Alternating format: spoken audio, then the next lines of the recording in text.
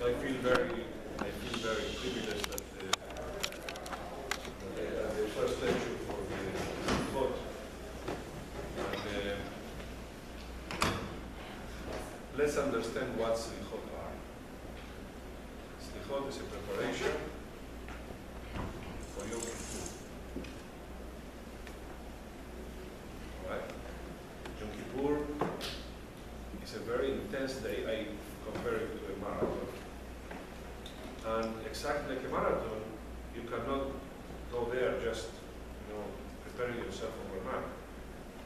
You have to be in good shape because you have to endure the day. But essentially, you need to be prepared with arguments to talk in front of Borei Olam, because that is what Yom Kippur is about. כי ביום הזה יכפר עליכם לטהר אתכם מכל חטאיכם לפני השם תטהרו.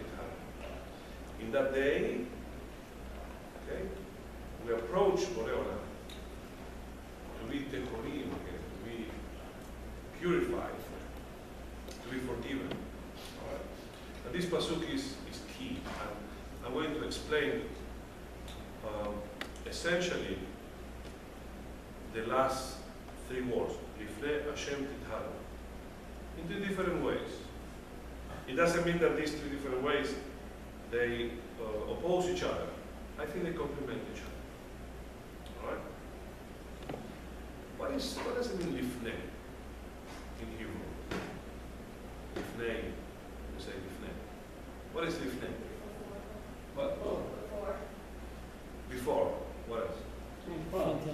In front. Sometimes even two words, all this is within the Lifnei. So let me begin with Lifnei as before. Lifnei Hashem Titharu. What does it mean, Lifnei Hashem Titharu? Before we approach Hashem, we have to purify ourselves. What does it mean? It means that if I did something wrong to you, I cannot go to Hashem and tell them, please forgive me. I did something terrible to my friend, Adam. I cannot say that. I have to go to Adam and ask from him forgiveness. The teshuvah of Ben Adam lahavero, a person to other person, is perhaps more difficult, and to a certain extent, it has one more step. It's more complicated than the teshuvah toward Hashem, because as with the teshuvah with Hashem, first of all, I have to recognize I did something wrong to Allah. I have to accept it. To myself, we all play denial all the time. Oh, it's his fault. So I have to accept to myself, I was wrong. Then I have to take a lot of courage and address Adam and tell him, listen, I made a mistake. It takes a lot of courage to say this to a friend, a colleague, a parent, a brother, to a sister, to a cousin. Right? It's very difficult to go and say. Then, if I cause any damage to him, I have to repair the damage to him. So you see, it's more complicated than the teshuvah toward Borei Olam. So Lifnei Hashem Titharu, before we do teshuvah in front of Hashem, we have to do our part in front of other people. We have to ask forgiveness, and we have to mean it, right? So that's the first meaning of Lifnei Hashem Titharu. Before we approach Hashem, we have to approach people. Another one, Lifnei Hashem Titharu, means in front of Hashem, not before, in front of Hashem.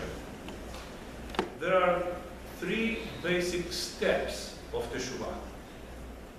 Three basic steps, according to Rabbi. Step number one is akarat achet, recognizing and accepting I make a mistake. There are some mistakes, there are things that I do deliberately, you know. Chet, avon, pesha. Chet is when I do something without really knowing what I'm doing or the extent of the transgression I'm committing. All right? Avon is when I do something deliberately, because I cannot control my passion. And pesha is rebellion, which is when I do something not because I cannot control my passion, because I think it's old stuff. Shabbat, something very old. Why should I keep Shabbat today? You know, we're in 2014, I will keep something so old. So if I rebel against Borei Olam, against the Torah, that's pesha, that's rebellion. Okay? So, for all these things, we have to, first of all, acknowledge, akarat ahet, I did something wrong, which is probably the most difficult step to take. After I do that, after I do akarat ahet, then I do the vidui.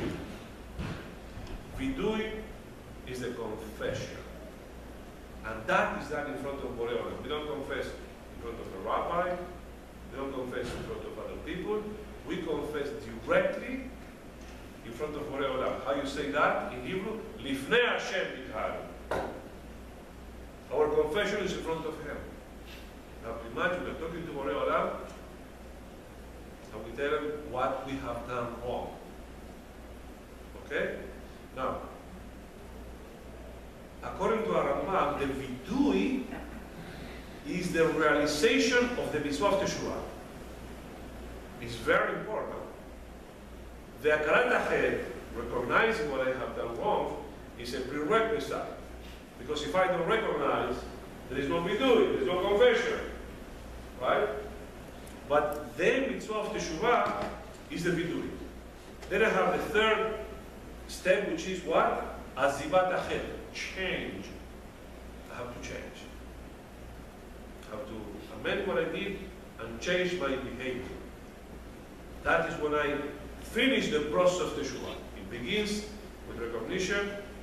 The main thing is when I articulate it. I said many times, it's like, you know, somebody who's addicted to alcohol or whatever, he has to be able to say, I'm an alcoholic. It takes a lot of courage and training and time for somebody to say, I am an alcoholic. Right? So I have to, using the same example, I have to be able to say to Borei Olam, I did this wrong. I didn't put the or whatever, I did Chilul Shabbat. I did it. Right? Vidui, Mahloket. There is a very interesting debate among the Tanaim, reflected afterwards in the world of Halakha between Rambam and Maran. Mahloket. What is the Mahloket? The Mahloket is, if the vidui could be something general, Hatati, Aviti, Pashati, I made mistakes, I made some transgressions, and I rebel against you, that's one formula. Okay? Or I have to say exactly what did I do. I have to personalize my vidui. What do you think we should do? Personalize or general? But which one is required? It's a different level of vidui. You agree with me, right? It's a completely different level of vidui.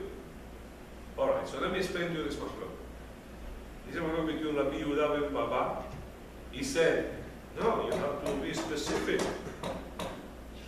If you want to really to be forgiven by Hashem, then you have to say, what did you do?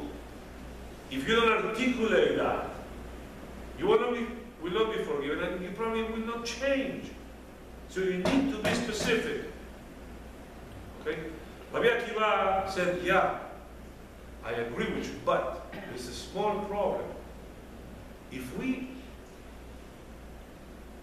require people to be very specific, not everyone is going to do Teshuvah. Many people are going to say, I'm going to be discouraged by this. I say, wait a second, it's too much. I don't remember what I did. I don't want to remember what I have done. There are so many things. How am I going to, and are you telling me that if I don't mention everything, then my teshuvah is nothing, then you can forget about it? I'm not going to go to the synagogue in Yom Kippur. I'm not going to do teshuvah. I'm going to stay another year. So Rabbi Akiva said, in order not to discourage, in order not to close the door in front of those who want to do teshuvah, then it's acceptable also to say that we do it in general terms. You got it? Now, Harambam, Maimonides, he says, we have to do like Rabbi Ben Baba. We have to be very specific. Maran followed for different reasons, maybe for the same reasons. He followed Rabbi Akiva. And he said, no, it's okay. I mean, if you do the general vidui, it's fine. And you see the logic of the opinion of Maran and Rabbi Akiva, that for many people, for most people, will be very difficult to collect all the bad things they have done, accept them, and ask forgiveness for all of them. To do that type of vidui, it takes a lot, and especially a lot of preparation. Now, what should we do then? Well, you know, in many things, we are against doing umrot, or sometimes umrot is not good. Here, it's good to do umrah. What does it mean, umrah? Umrah means, given two halachic opinions, you take the most the strictest one. All right? That's umrah. That is the meaning of umrah. Umrah can always function when there are more than one halachic opinion. Okay? In this case, you have two halachic opinions. All right? But I think that if you can, you should do umrah and start today collecting for yourself your records and see what they do wrong. Okay? And, you know, Bezrat Hashem, we have the power to overcome our own shortcomings, but we have to recognize them. And this is the way to do it. It means also that you should have like your own personal list put in your schedule. Teshuvah, you say that you do it, but you also do your own teshuvah, your own things. Nobody needs to know. You can write it in some code, because if it falls in the wrong hands, it will not be right? So just put it in some code and just say it for yourself. Of course, the vidui that we say inspires us. The vidui agadol that we have. Now I remember, yeah, I did that. It inspires me, it reminds me, it helps me. But beyond that vidui, I have to be as specific as possible. There are many different vidui, all of them are good. Now again, when do we do like a lot of viduim? What is the day that we dedicate to the viduim? Yom Kippur. Yom Kippur should be called Yom Vidui. It's the day of the vidui. We do viduim all the time. And that is the mitzvah of teshuvah. Alright? So don't forget, it's the most important thing. When I articulate and I can say, and confess and say, I did A, B, C, D, and I regret. Okay? Lifnei Hashem titharu.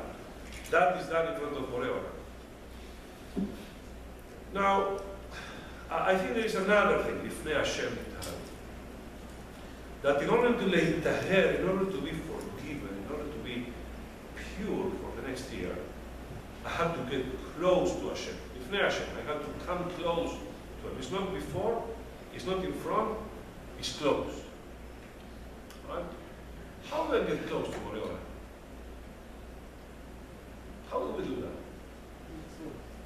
Mitzvot, right, very good. So we are used to think of Teshuvah in terms of actions. And it's okay, it's fine. Teshuvah means what? To correct a behavior, to correct a pattern, to correct addiction, to correct whatever we are doing wrong. We are not doing this mitzvah, we have to do it. We are doing this averah, we speak Lashon Hara, we have to stop. These type of things. Right? I want to invite you to see something else, which I would call mental teshuvah. What is mental teshuvah? There are different levels in which we act. The level of action, right? The level of what we see, what we say, and also what we think. Now the deepest level, and actually this is the level that controls everything else, is the level of our thoughts. What we think, how do we think about things. That is everything. So if we can get to the level of our thoughts, and again, getting inside our heads and see what of what I'm thinking is not right, what can I do to improve my way of thinking, my values, then I will be able to change my actions. All right? In other words, I want to see how can I get close to Borei Olam in my thoughts, controlling my thoughts, changing my thoughts.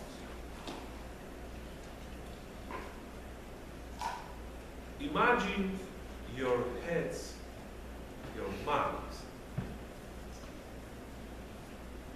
with three cabinets. You have three cabinets. The first cabinet is the cabinet where we store the most important things in life. Now you tell me, what are the most important things in life? Oh, I have to make some observation. For somebody that believes in Hashem, okay, that's very important. What are the most important things in life for somebody that believes in God? Excuse me? Okay, elaborate a little more. For somebody that believes in Borei Olam, the most important thing is, what does he want from you? Isn't it? Is there anything more important than the existential question of what am I doing here? I mean, you created me. That's why I said, if you don't believe in Borei Olam, you don't have this question, you don't have this problem. If you don't believe in Borei Olam, you are here the grandchild of some chimpanzee. Oh, it's okay. Just grab whatever you can grab from this world and live the life of an animal, and that's it. And that's it. And you will die as you were born by accident, and bye-bye. There is no before, there is no after, there is no reason, there is no intelligence behind it, there is no existential question. All right? Is that clear? No. But for someone that believes that we were created by God, then any question which is more important than what are we doing here? What do we want? What do you want from us? What do you want from us? In the same cabinet, am I doing what you are expecting from me? Is my life a waste? Did I do anything extraordinary in my life? All right? Any change? Did I improve the world, or my people, or my community, or at least my own soul? Did I?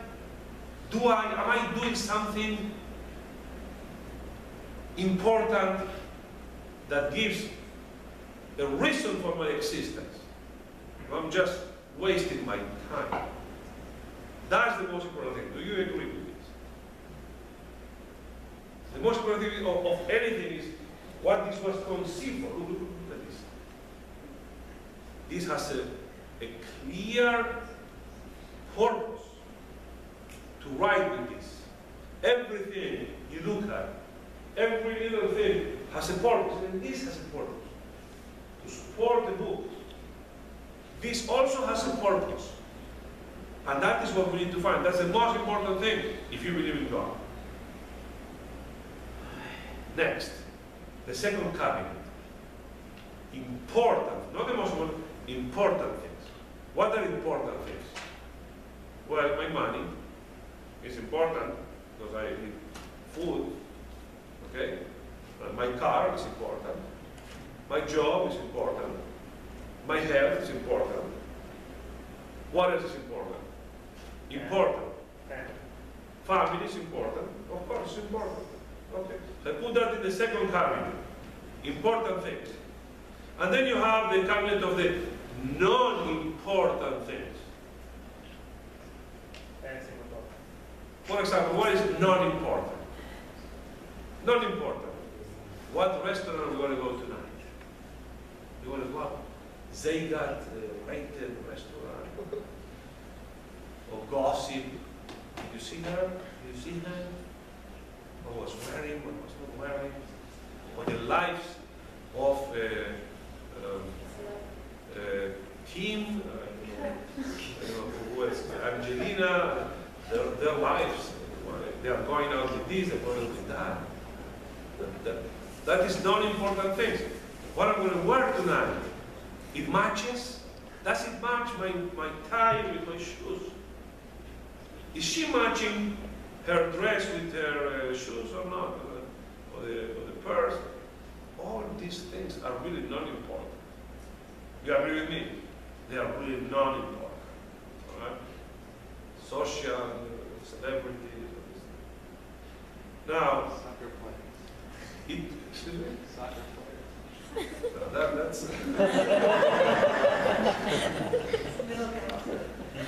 okay. Now, it took me to explain to you and for you to accept with your body language what was important. I had no problem. I also had no problem explaining to you and you accepting what is non-important. You all did. The thing that took me more than anything else to persuade you was what? What is the most important? The most important. It took me time to make you understand. All right? Now, it could happen, and it happens very often, that we don't think about the purpose of my life, my existential goals, my potential. What does Hashem want from me? I'm not thinking about that. What does it mean if I don't think about that? That the first cabinet is empty. If I don't ask these questions, if I don't have these thoughts in my mind, I leave the first cabinet empty. But nature does not tolerate vacuum and emptiness. So what's going to happen? The second cabinet takes over. And the important things become now the most important. And the first cabinet goes to the non-important. That's philosophy. What are we doing in this life? That's philosophy. That's for nerds. I don't even think about that because it's not important. And not only that, the important became the most important. And what happened? The third cabinet now is where? Second cabinet. Second cabinet. The non-important things, where we're going to eat tonight, what restaurant, what she's wearing, if it matches, or Kim, or whatever. Now it's important. It takes a place in our lives. We dedicate to this a lot of time, a lot of energy. What could be worse than this? Anything worse? Could be worse if you are rich. You don't need to take care of the money, you have everything. You don't need to bother with these things. So the most important things are covered. All of a sudden, the important, what was the non-important, takes over to the first. And your life become an obsession on these small things. Yeah, these things take control of your life. You know people like that? Go to Facebook or to any social media, you will see how many people, their whole life is about, you know, the swearing, and the restaurants, and the celebrities, and that's it. That's all they care about. Poor people. Now, Teshuvah means, the Kriya Hashem means that we have to recover the important thoughts. We have to rearrange the cabinets. And for that, we need to make an X-ray of our head and see where our values are, especially the first cabinet. Do we have the right values and the right questions in the first cabinet, the cabinet of the most important? That's key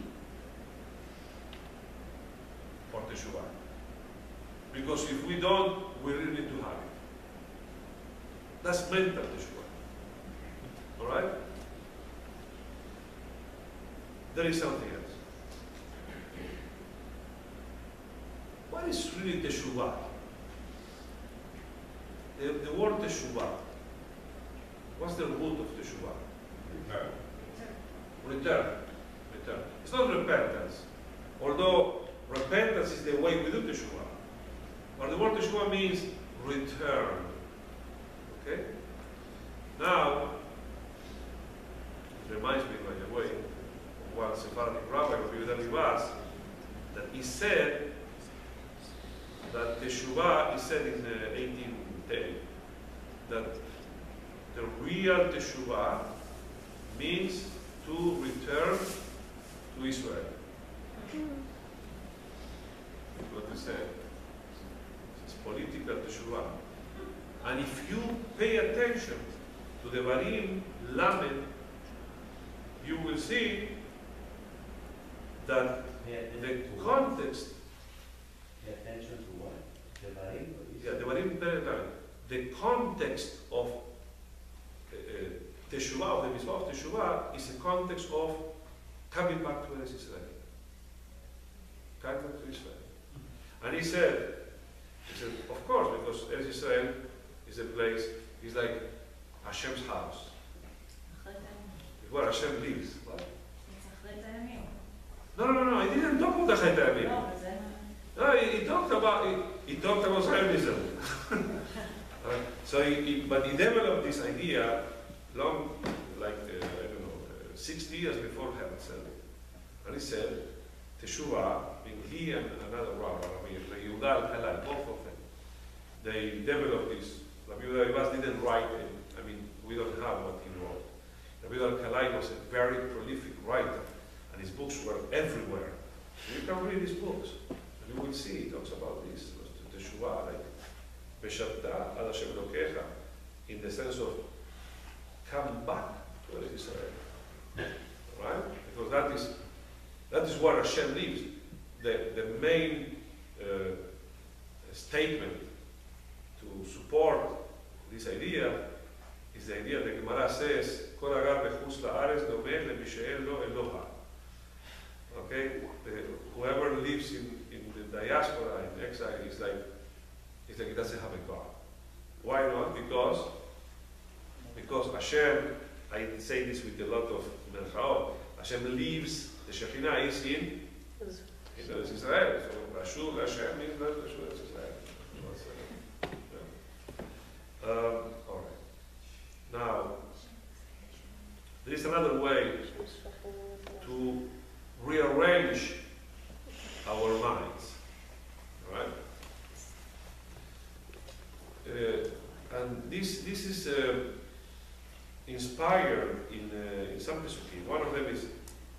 Tashuv Israel, in Tashuv Israel, Elai Tashuv. That the real Teshuvah is when we come back to Borei Olam. Now, how do you come back to Borei Olam? You come back to Him also mentally. Right? The way to come back to Borei Olam is when you think about them, and vice versa. The way to get away from Borei Olam is when you stop thinking about them. What do we do to think about Hashem? What can we do to think about Hashem all the time? It's very difficult. This is the biggest spiritual challenge that we have. We need to think about Hashem as much as we can. Alright? Now, one of the ways is when we can get ourselves, train ourselves to think in a very high level of thought. And that is the level of the me.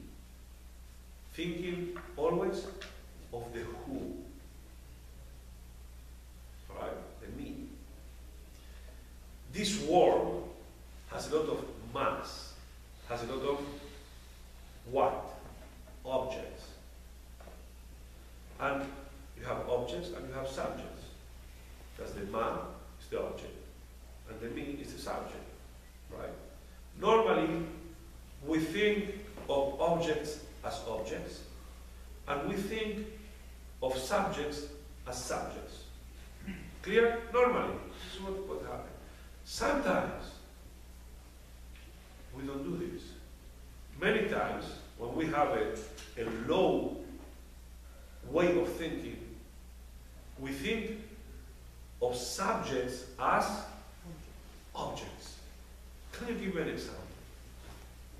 Yeah, you might treat a worker who is a subject as an object, right? Right? We could do that. That's terrible. We could treat another person as an object. A woman is exposed to be seen as an object. Or sometimes she can present herself as an object. And she is the subject. Now, in the world of Shidduchim, this is one of the most difficult things to overcome. Because in modern days, boys and girls, they concentrate a lot in the man, more than in the me.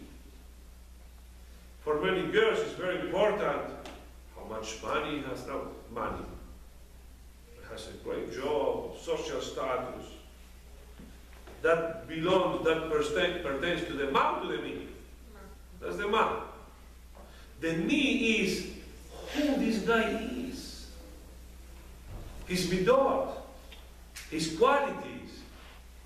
He's good, he's giving, he's generous. Most of them are with He cares about growing. Right? That's the me. That is what you really need to look at the boy. Number one. And when people don't look at the me, they look at the man, then problems start afterwards. Problems will come. And of course the boys. The boys are obsessed with the man of the girl. They should look first at the me. Who is this girl? Look at her eyes. Listen to what she says. See how smart she is. How sweet she is. That's number one. So you see, this Maoni is not just in the spiritual world. It's something, or it's an idea that applies everywhere. It's very important. Okay. Now, ourselves, we the Jewish people, to translate always ma for me. Imagine, let me give you an example of translating ma for me. Food. Is food a ma or a me? Food is a ma. Food is a ma. I eat. It's a what? But. I know what you're trying to say. But in this food, in this meal, I can see how much my mother loves me. Because she expressed herself through this food. This food tells me a lot about my mom, or my wife, or whoever is there, or the cook. So when I praise, I shouldn't praise just the food. I should use the food almost as an excuse to praise the cook.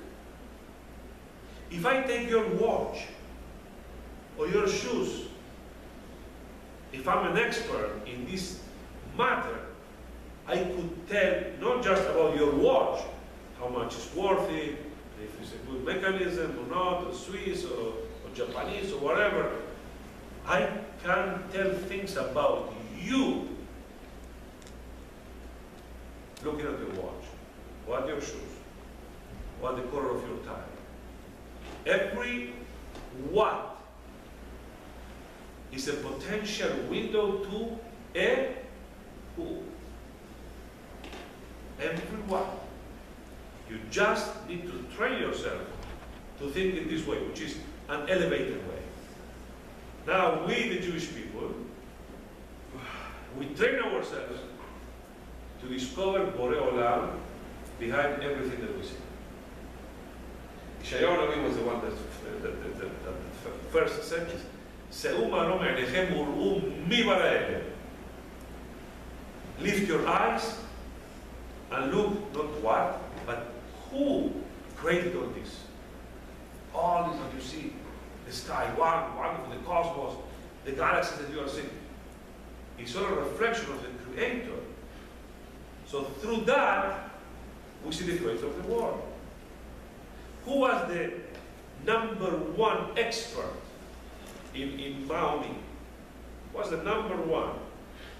Who was always who? David HaMelech. Abraham also, but David HaMelech, permanently, in his book Tehillim is, I would say, everything of Tehillim is translating ma for me. Tehillim, David HaMelech had this skill of seeing Borei Olam everywhere. So, for example, right? You see rain. Wow, it's raining. But David HaMelech didn't see rain. He saw, המקרב המים עליותיו, השם עבים רכובו, המלך כנף הרוח. He said, wow, the residence of Borei Olam, heavens, is made of walls which are made of water. המקרב המים עליותיו, all right? He sees that this is coming from the residence of Borei Olam, from heaven. It's Borei Olam who is sending the rain. Asam Avim Rechubo, the vehicle of Borei Olam is like the Avim, the clouds, which means I see the clouds moving. I don't see the clouds moving. What do I see when I see the clouds moving? I see Borei Olam moving there. Okay? Amalek HaKanf Ruach. And I see that the wind is like, has wings. That Borei Olam is, while you see rain and clouds and wind, David HaMelech saw Borei Olam. And clouds and rain and wind is a what? But he had this ability to see the who. He saw everywhere the me. That is what allowed David HaMelech to say what he said. He said, Shiviti Hashem lenegdi tamid. I placed Borei Olam in front of me always. like my right hand that never moves away from me. I put Borei Olam in front of me like my right hand. But here's the problem. We have a problem. How many times did you use today your right hand? How many times? You tell me. More or less. How many times you use your right hand? Or whatever. You scratch. 200. Okay. How many times you thought about you using your right hand? Zero. You understand the problem? For David HaMelech, the presence of Borei Olam was as me using my right hand. But the problem is that in the same way, we're not thinking, I'm using my right hand. Wow. I'm not thinking, wow, Borei Olam is allowing me to be alive. You understand the situation here? So, Shivita Shenetamid means that for David HaMelech, the presence of Borei Olam was very clear. And he had a tremendous consciousness of the present. That is what made from him somebody so special. If you see, just to mention the things that are normal more than anything else, David HaMelech saw Borei Olam in everything. Oseh mishpat ha'ashukim. When the oppressed are defended, he sees Borei Olam. Noten lechem la're'evim. If those who are starving get food, he sees there Borei Olam. Hashem matir asurim. Somebody's free, is Borei Olam. Zoket kurufim, is Hashem behind that. The tefillah was inspired by these words of David HaMelech. We wake up in the morning and we see Borei Olam everywhere. We see Borei Olam in our opening the eyes, in getting, standing in our feet, in making the first step. We don't see just the action.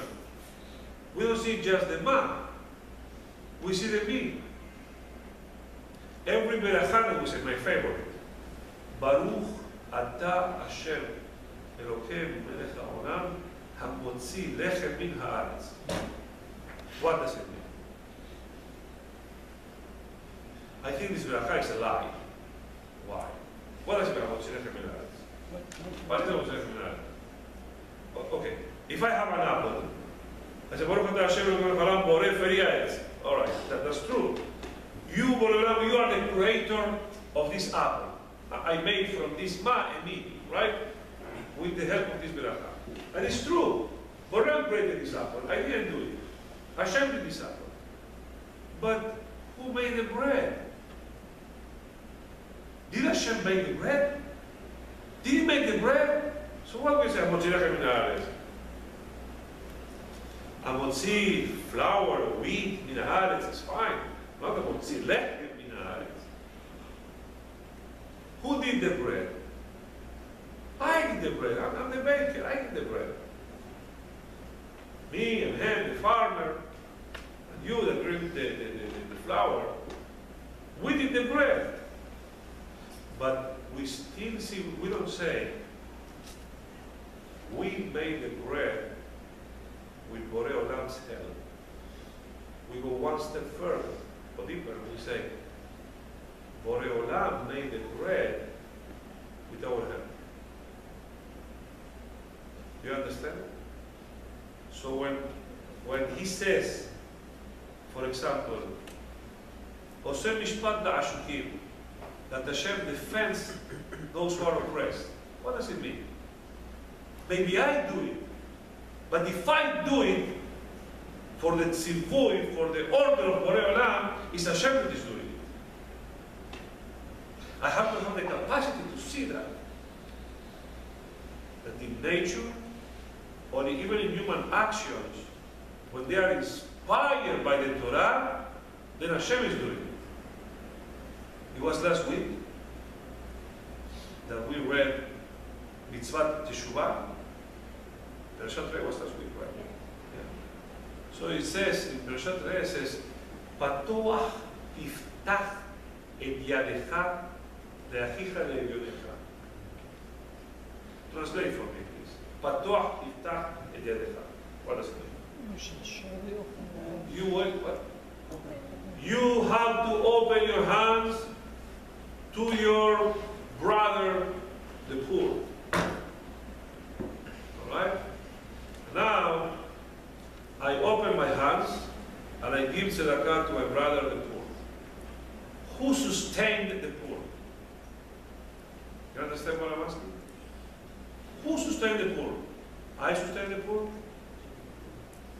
Well, yes, but behind me is Borei Olam, that he gave me this mitzvah to sustain the poor. Right? That's why we say, Poteach et yadecha umasbia lechol chai ratzon. Most people believe that Poteach et yadecha means what? That Hashem opens his hands to give to everyone, and we open the hands to receive something from above. Right? But it could be something else. It could be that Borei Olam, Poteach et yadecha, opens your hands, your hands. How does he open your hands? By giving you this mitzvah of tzedakah. And by opening your hands, must be alechol chai ratzon. Hashem uses us to help other people. Getting close to Hashem, the highest level is when we can become a tool for Borei Olam. Then we have reached the most important questions of the cabinet. If I can become a tool for Hashem, I will. So let me summarize. We are preparing ourselves for a very important day, for Yom Kippurim, a day of change, a day when afterwards we really have to become different. We need to prepare for it. We cannot come and prepare for Yom Kippur. That is why we start from Selihot 40 days before. Right? Lifnei Hashem Titaru. Before we do that, before we approach Borei Olam, we have to solve our problems with other people. Forgiveness, reparation, whatever. Lifnei Hashem Titaru. Likrat Yom Kippurim. In preparation for Yom Kippurim, we need to prepare for the Bitton. We need to prepare for the confession. If you can, follow in our Rabbi, which means Peru, specify to myself, what have I done wrong? We have 40 days to do that, to prepare that very important list. Only when we can have this list, we can say, all right, I overcome this. That's it, over, V, that's it. And especially, we need to know that changing our actions is key. But changing our thoughts is even more important. Because our actions are controlled by our thoughts. To have our priorities in place, not to be controlled by distractions, by the important, the non-important. Don't give to that so much priority. And have the Jewish way of thinking. Train ourselves thinking like Jews, like David al-Melech. To see Borei Olam everywhere. This is our challenge. I hope that Bezrat Hashem will be up to it, will be inspired, and have the best Yom Kippur for our life.